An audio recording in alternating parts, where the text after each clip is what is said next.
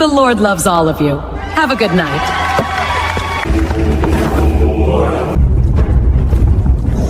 Flame, we offer this figure. Darkness, take its shape.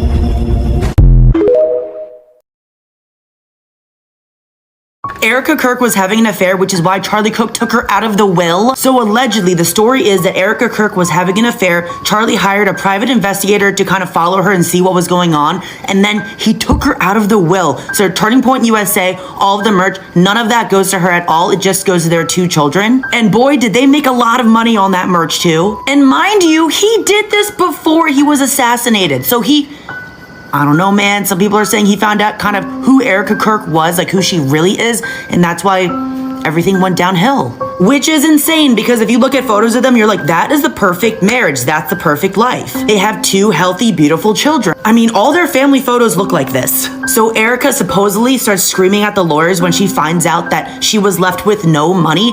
But mind you, she was mad that Candace Owens allegedly was making hundreds of thousands of dollars on the assassination and everything going on, telling her side of the story, etc. But mind you, Erika Kirk said, and it was recorded, that this assassination was the event of a century. But the weird part, other than that statement itself, that was weird. The other weird part is she said, we could pull off the event of a century. That's weird. What do you mean we could pull it off? What do you mean? The fact that we were able to pull off an event of a century. Then talking about merch sales, like merchandise, this is what she said. We had over 275,000 people. I think we're at like over 200,000 for merch sales. What? I know he left his will to his children, but I think he should have just given some to Candace Owens. I think that would have been funny. And that was until I hosted the first Trump rally in Trump rally history right here in Arizona in 2015. I got a call from Miss Erika Kirk, Miss Arizona 2012.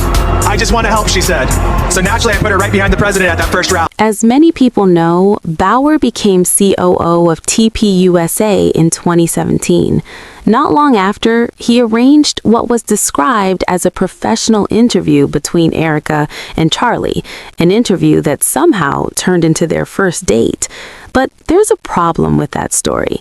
Right before that introduction, Erika wasn't single, she wasn't searching for love, and she definitely wasn't living the quiet, disciplined life she later described. At the time, she was actively dating Kat Phillips, a senior editor at the Daily Wire who worked directly under Ben Shapiro, the same Ben Shapiro Charlie would later publicly clash with over funding and influence. That alone raised eyebrows. The timeline made it worse. An old tweet from Kat in September 2017 resurfaced, showing him and Erika on a painting date, confirming they were together during the exact period Erika later claimed she wasn't dating anyone. Even more awkward, photos from that same time frame show Kat and Charlie in overlapping social settings, including a basketball game. That makes Erika's claim that she randomly met Charlie a year later fall apart quickly. Once it became clear Erika was dating Kat while being introduced to Charlie through Tyler Bauer, it explained why Charlie never fully trusted her version of events. This is where things became personal. Insiders say Charlie never directly accused Erika, but he quietly changed. He became more reserved, more careful with what he shared, and far more deliberate when it came to decisions involving the kids. Not paranoid, calculated. Because once you realize someone may have constructed an entire identity to get close to you, everything else comes into question. Charlie made sure his parents were frequently around the children, not just as grandparents, but as an added layer of stability. People noticed at the time, but didn't understand the reason.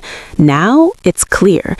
He didn't want the kids isolated in a reality he no longer trusted. He wanted accountability, consistency, and witnesses who knew his side of the story. That shift was obvious. Charlie began organizing his life as if he was bracing for something, even if he never said it out loud. And now that Charlie is no longer here to speak for himself, his parents are stepping in. According to those close to the family, they have allegedly demanded DNA testing.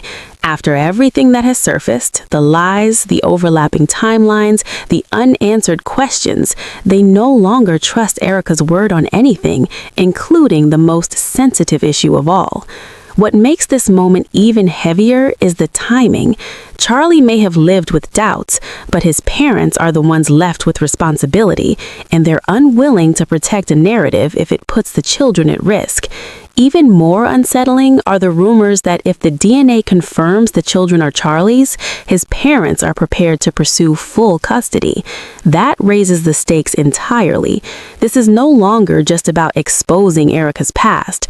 It's about whether Charlie's parents believe the kids are safe with her at all. And the fact they're considering that move shows just how little trust remains. Everything now rests on results that can't be explained away. If the DNA confirms what Charlie quietly feared, the story doesn't end with leaked audio or resurfaced photos. It becomes a custody battle that tears the marriage apart after the fact. And if it doesn't, then Charlie spent his final years carrying doubts he never got answers to. Either way, the image Erika carefully presented is gone. What remains is documentation, a family that no longer believes her, and children caught in the middle of questions that should have been resolved long ago. Charlie never went public with his concerns. He never had the chance to confront them directly. But now his parents are forcing the truth into the open, whether anyone is ready for it or not. Allegedly, Erika Kirk was having an affair, which is why Charlie Kirk removed her from his will. The story goes that Charlie hired a private investigator to follow her and see what was really going on, and after that, he made the decision to cut her out entirely. As a result, none of the Turning Point USA merchandise profits go to Erika at all. Everything goes directly to their two children, and they made a lot of money from that merch. What makes this even more shocking is that he reportedly made these changes before he was assassinated. Some people believe he started to realize who Erika really was, and that's when everything began to fall apart. It's especially wild because if you look at their family photos, they look like the picture-perfect marriage, a perfect life, two healthy, beautiful kids, everything. Supposedly, when Erika found out she was left with no money, she started screaming at the lawyers. At the same time, she was allegedly upset that Candace Owens was making hundreds of thousands of dollars off coverage of the assassination and telling her side of the story. But what really raised red flags for people is that Erika Kirk was recorded saying the assassination was the event of the century. And even stranger, she said, we could pull off the event of a century, which left a lot of people questioning what she meant by we and why she would phrase it like that. Y'all's vice president and that grieving widow are sleeping together. I know y'all can see what I see. Hand on back of head.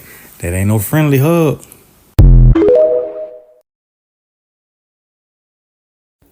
Hello guys, welcome back to the channel. So guys, I promised you guys I was gonna come back with updates about what the streets are saying about the alleged affair of Erika Kirk. Guys, it's crazy to me because, guys, since I was actually researching about this, I was researching about this, and I what did I do? I saw that her ex-boyfriend, that of Erika Kirk, was actually working for Turning Point USA. The thing is, did Charlie know that was her ex-boyfriend? Wow. I mean, there's nothing wrong with ex-boyfriends working with us, is there? But I would think, like, for someone like the Republican Party, they always preach about purity and everything. It's crazy to me that they always find a way to talk about that, but in a kind of way, like the purity theme of how they present themselves to be does not really apply to them, does it? Because, like, I don't know, guys, there are so many things about this lady that it took Charlie dying for us to actually zone in, to actually see who she is. Wow. The thing is, guys, in all honesty, I'm just here to report it, but I'm not a Republican. So, I mean, I'm not a fucking Republican, and to me, like, what's happening is just crazy and sad. People were saying in the TikTok comments that Charlie's eldest daughter is not his. Guys, mind you, they said these people met in 2019 and they got married 2022. It means they dated for 3 years before they got married. Whoa. This girl has lived lives. She's lived lives, like she's lived lots of lives before Charlie. And people were actually laughing at her because they were saying she is good at advising younger girls and telling them to go to, not to go to school in their early 20s, but to actually come home, have children, and is to have children at the like early 20s, not have something or whatsoever.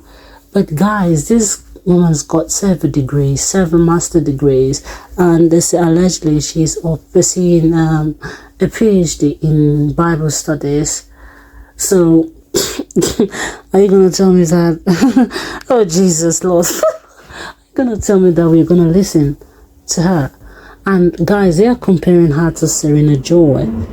For those of you are like, I can't believe my sentence actually getting difficult to string together.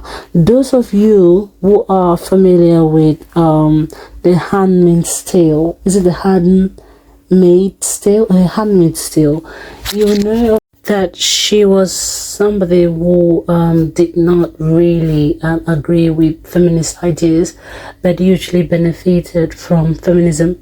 That also applies to Candace Owens. She's so very bold about, nowadays women do not want to work, they don't want to be mothers, they don't want to be fathers, they don't want to take care of the family, they don't want to allow men to be husbands.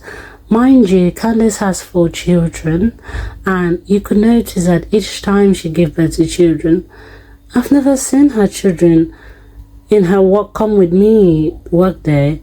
I've never seen her children in her podcast. Do you know what that means? It means business. It means she's there for business. So she advises women to not to work a lot, to take care of their home. I'm sure she has a whole battalion of nannies who are there to take care of the children, make sure they are well looked after.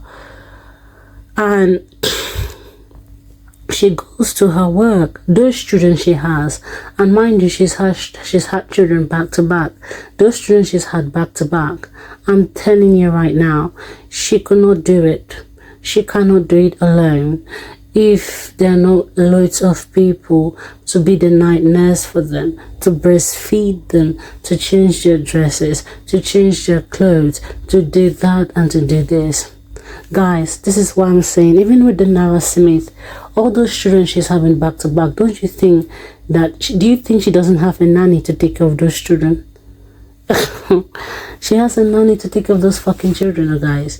Like, this is why I'm saying that if you're going to follow people's lives on the internet, you're gonna suffer. Candace works as if her husband is not rich. The manner at which she works hard is like her husband is not rich.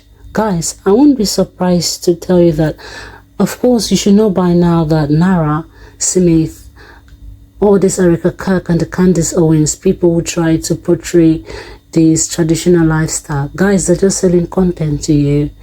I mean, if you don't already know by now, then I'm sorry. I don't know what to say. Like, I don't know what to say, seriously.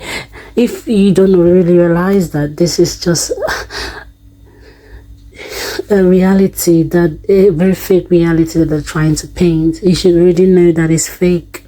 It's fake because there ain't no way that they're going to have the amount of children in that very infant stage of children, and they will not have a brood of nannies to take care of them. Guys, see, They are what, guys, all those women, apart from Erika Kirk and Candace's husband is very rich. He's a multimillionaire. But she is working as if she doesn't work, she is gonna be dying of starvation. But that's the same, the woman she is the woman she criticizes. Same with Nara Smith. I strongly believe that she is the breadwinner of the family. She has always been the breadwinner because, yes, Lucky was a famous model, but not as famous as they are today because Lucky was the one who used to model. Now, he doesn't longer model anymore a lot. He's more high profile than he usually is, or than he usually was. And now, instead of modeling in some shows, he sits and watches the models. So that's the kind of things and the kind of stages he has improved and progressed due to Nara.